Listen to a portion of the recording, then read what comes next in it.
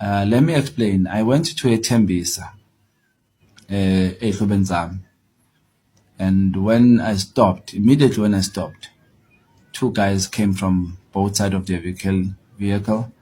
Babridges Bamsabo Bankomba, they told me to lie down. You know the process. They take me bangifake emotweni bahamba nami.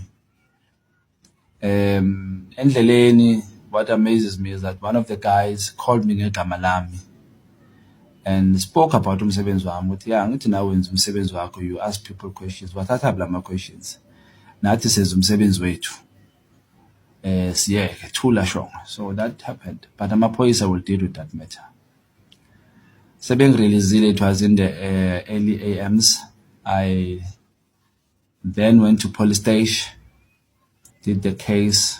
When I was done, it was around about 5 a.m. or so, where I went to the